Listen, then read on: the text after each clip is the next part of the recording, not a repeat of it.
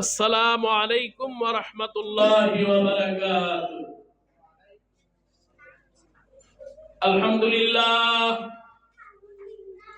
আলহামদুলিল্লাহ নাহমাদুহু ওয়া নাস্তাঈনুহু ওয়া নাস্তাগফিরুহু ওয়া নাউযু বিল্লাহি মিন শুরুরি আনফুসিনা ওয়া মিন সাইয়্যাতি আমালিনা মান ইয়াহদিয়াল্লাহু ফালা মুদিল্লা লাহু ওয়া মান ইউদ্লিলহু ফালা হাদিয়া লাহু।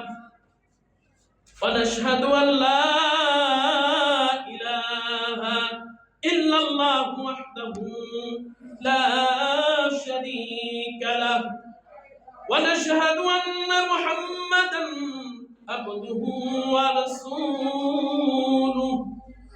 أرسله بالحق بشيرا ونذيرا وداعيا إلى الله بإذنه سراجا منيرا. أما بعد فقد قال الله تبارك وتعالى في كلامه المجيد وفرقانه الحميد. সবাই মহব্বতে তেলাওয়াত করি। আউযু বিল্লাহি মিনাশ শাইতানির রাজিম। বিসমিল্লাহির রহমানির রহিম।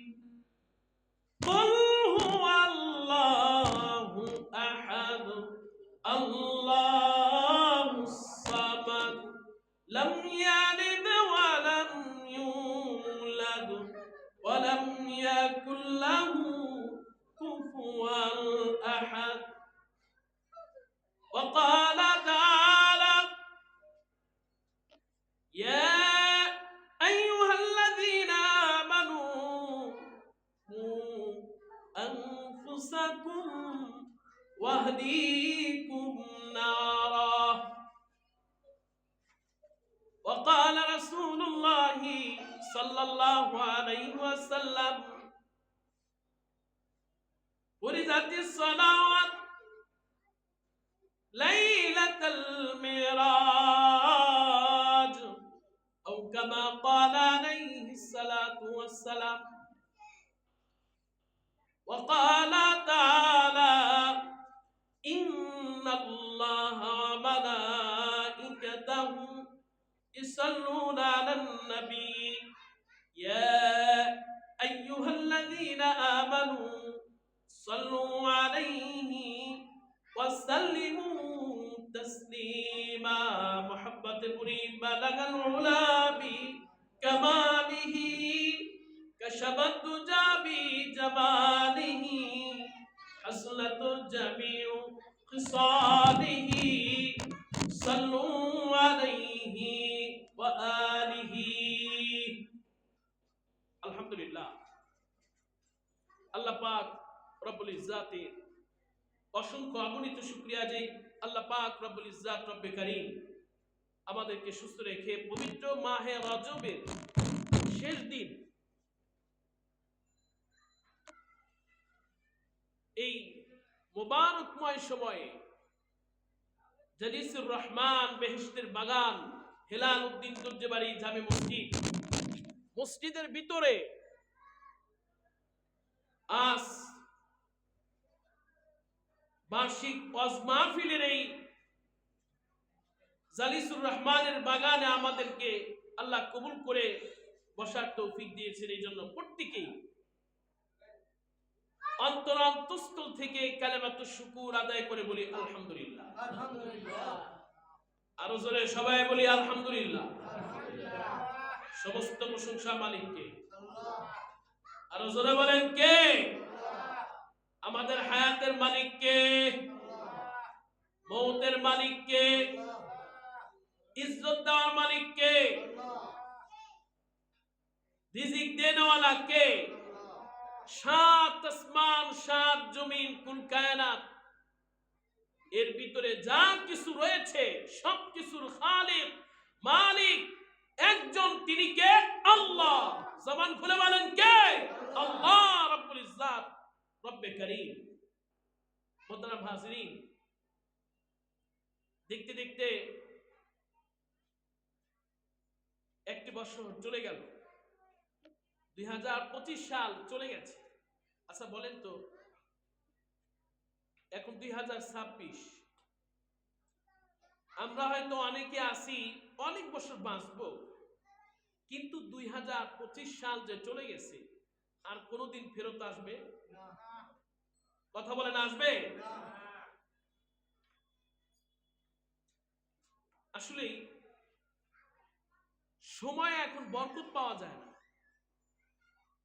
আমার মনে হয় কিছুদিন আগে রোজা চলে গেল, আবার রজব শেষ, শাবানের পরে কি রমজানুল মুবারক। এভাবে মেরে দোস্ত,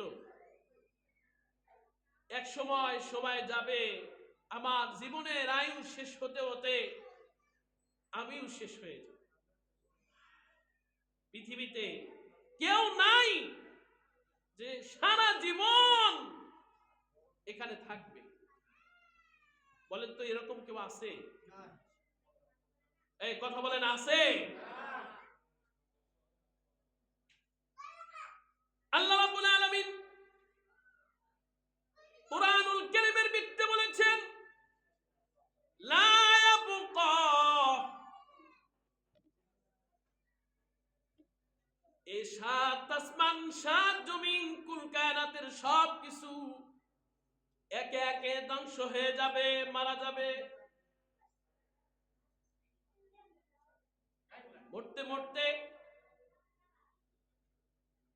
মাখলুকাতের যিনি জান কবজ করতেন, আজরাইল আলাইহিস সালাতু ওয়াস সালাম,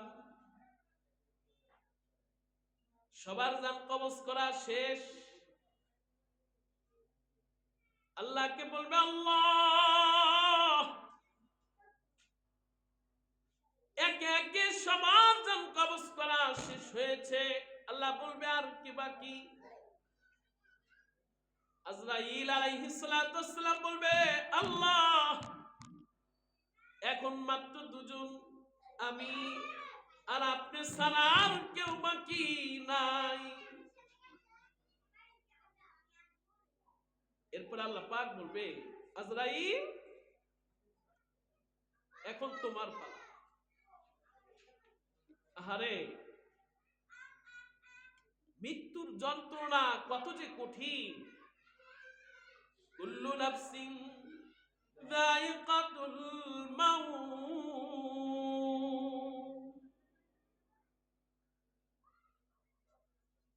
কুল্লু নাফসিন যায়িকাতুল মাউত,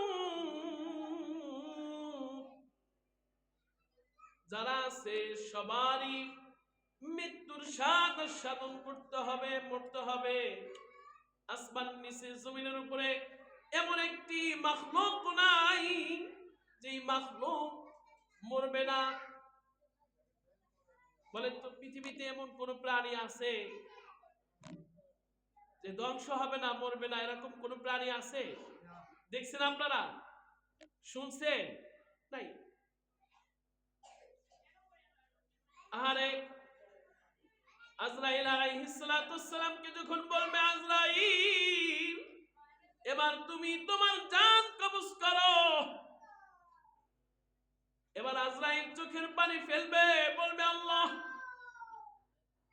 আমার এই হাত দিয়ে কত কত মানুষের, কত প্রাণীর জান কবজ করেছি, আজকে আমার জান কবজ করতে হবে। আর মেরে দোস্ত, পৃথিবীতে এমন কোন জিনিস নাই যে জিনিস স্থায়ী। কোন জিনিসই এরকম নাই। সব ধ্বংস হবে, সব কিছু মারা যাবে। কিয়ামতের ময়দানে যেদিন ইসরাফিল আলাইহিস সালাতু ওয়াস সালাম সিংহায় ফুৎকার দেবে, সাত আসমান, সাত জমিন, কুল কায়নাত সব কিছু তুলার মতো উঠতে থাকবে। এত বিশাল আসমান থাকবে না, ভেঙে যাবে। তুলা তুলা তুলার মতো উঠবে, বালির মতো, জলের বালির মতো উঠবে। মেরে দোস্ত, আমরা দেখি এই যে এত বিশাল বিশাল বিল্ডিং এর ভিতরে থাকি, কতটা নিরাপদ বোধ করি, মনে করি যে না আমাদের কিছুই হবে না। 10 বছর আগে এমন একটা অবস্থা ছিল, টিনের ঘর ছিল, ঝড় আসলে সবাই ভয়ে থাকতো যে না জানি ঝড়ে ঘরগুলি ভেঙে টিন উড়িয়ে নিয়ে যাবে। পরিবর্তন হলো, আমরা উন্নত হলাম, বিশাল বিশাল বিল্ডিং পিলার করে পাইলিং করে 7 তলা 10 তলা বিল্ডিং এর নিচে ঘুমাই। এখনো নিরাপত্তা আছে? এই জোরে বলেন, নিরাপত্তা আছে? এখন উল্টা। আগে ভয় ছিল জ্বর হলে টিন উড়ে যাবে, কিন্তু একদম ছাদের নিচে মাটি চাপা পড়ে মারা যাবে এই ভয় ছিল না। এই কিছুদিন আগেও তো, এখনো তো যদি খালি মিডিয়ায় একটু বলে পূর্বাভাস ভূমিকম্প হবে, অর্থাৎ ভূমিকম্পের পূর্বাভাস পেলে সবার বুকের ভিতরে একরকম জাকুনি শুরু হয়ে যায়। আমার দোস্ত, এই সব কিছু আমাদেরকে স্মরণ করে দেয়, বান্দা তুমি এই দুনিয়াতে স্থায়ী না। তোমার জান মাল বিল্ডিং গাড়ি বাড়ি অর্থ বিত্ত সবকিছুই একদম নাথিং, কিছুই না। জোরে বলেন, এই পৃথিবীর যা কিছু দেখি কোনো কিছুই কিছুই না। জোরে বলেন, কি কিছুই না। লা শাই, যেটা আল্লাহ কোরআনে বিত্তে বলছে, লা ইয়াবকা লা ইয়াবকা। ও মেরে দোস্ত, দুনিয়ার মানুষ ভালো করে শুনে রাখেন, এত বিশাল আসমান, এই বিশাল জমিন, পাহাড় ও পর্বত কিছুই থাকবে না, তুলার মতো উড়বে। পাহাড়গুলি তুলার মতো উড়বে, আসমানগুলি খসে খসে পড়ে যাবে, মানুষগুলি মরে যাবে, কেউ থাকবে না। আমরা দোস্ত, এত কিছুর পরেও আমাদের লাইফ স্টাইল দেখলে মনে হয় যে আমরা দুনিয়াতে আসছি, কেউ মারা যাবে না, ঠিক কিনা? আমরা দোস্ত, আমাদের এত সব আয়োজন এই দুনিয়া কেন্দ্রিক, ঠিক কিনা? এই জন্য বলেন, ঠিক কিনা? আমাদের সব কিছু আজকে দেখেন, মেরে দোস্ত, ব্যবসায়ী ব্যবসা করে সারাদিন তার ব্যবসার পিছনে মেহনত করে, শ্রম দেয়, মসজিদে আজান হয়, মসজিদে আসার সময় হয়। চাকরিজীবী চাকরি করে, একদম সকাল সকাল ঘুম থেকে ওঠে, প্রস্তুতি নিয়ে, শীতের ভিতরে ঘুম থেকে ওঠে, খাবার নাস্তা বাদ দিয়ে দৌড়ায় চাকরির পিছনে। জানে যদি চাকরি 1 ঘন্টা 2 ঘন্টা করে অফ হয়ে যায়, যাওয়া লেট হয়ে যায়, মাস শেষে চাকরির বেতন সঠিকভাবে দেবে না। এই জন্য একদম সকাল থেকে তার চাকরির প্রিপারেশন, ডিউটির প্রিপারেশন। আমার দোস্ত, এইভাবে বাচ্চাকে যখন স্কুলে পাঠায়, ওই সময়ও নিজে না উঠলে পারে বাচ্চাকে একদম টেনে উঠায়া ঘুমের ঘুম ভাঙ্গে না, ওই ঘুম অবস্থায় স্কুলে পাঠায়, কোচিং এ পাঠায়। আমার দোস্ত, আহারে আফসোস লাগে, আফসোস লাগে। আমার দুনিয়ার ফিকির, দুনিয়ার জিন্দেগির আয় উন্নতির জন্য ঘুম ছাড়ে, সবকিছু করতে পারে, কিন্তু মেরে দোস্ত যেই আখিরাতের প্রস্তুতি, যেখানে একদম শুরু আছে শেষ নাই, আমার দোস্ত কাল কিয়ামতের ময়দানে যখন বিচার ফয়সালা হয়ে যাবে, জান্নাতীরা জান্নাতে, জাহান্নামীরা জাহান্নামে, এর মাঝে আল্লাহ পাক রব্বুল ইজ্জাত মৃত্যু নামক জন্তুটাকে জবাই করে দিল। ওই দৃশ্যটা একটু চিন্তা করেন তো, যেদিন বিচারে ফয়সালা হবে কে জান্নাতি কে জাহান্নামী, সমস্ত জান্নাতি জাহান্নামীদের সামনে ওই মৃত্যু নামক প্রাণীটাকে আল্লাহ পাক বলবে আজকে জবাই করে দাও। আমার দোস্ত, যেদিন এই মৃত্যু নামক প্রাণীটাকে জবাই করে দেওয়া হবে, যারা জান্নাতি, জান্নাতীদের খুশির সীমা থাকবে না। সমস্ত জান্নাতীরা এলান করে দেওয়া হবে, আজ থেকে কারো মওত হবে না, আজ থেকে জান্নাতীরা জান্নাতের চিরঞ্জীবী সারা জীবন থাকবে, অনন্ত অসীম কাল থাকবে। জাহান্নামী যারা, কাফের মুশরিক যারা অনন্ত অসীমকাল জাহান্নামে থাকবে, ওই দিন কাফের মুশরিক বেনামাজি আফসোস করবে, আহা, আফসোস করবে, হায় যে আমার যদি মওত হতো, আমি যদি এখান থেকে বের হতে পারতাম, তাহলে প্রস্তুতি নিতাম, নামাজ পড়তাম, মসজিদে যেতাম, তেলাওয়াত করতাম, ঘুমে ফজরের শীতের ভিতরেও আমি উঠে আল্লাহর কুদরতিময় সিজদা দিতাম। মেরে দোস্ত, বলেন তো, ওই মৃত্যুর পরে, ফয়সালা হওয়ার পরে যদি শতবার আফসোস করি, আমরা কি আর দুনিয়াতে আসতে পারবো? বলেন, কেউ আসতে পারবো? জোরে বলেন, কেউ আসতে পারবো? একটু জিকির করি, লা ইলাহা ইল্লাল্লাহ।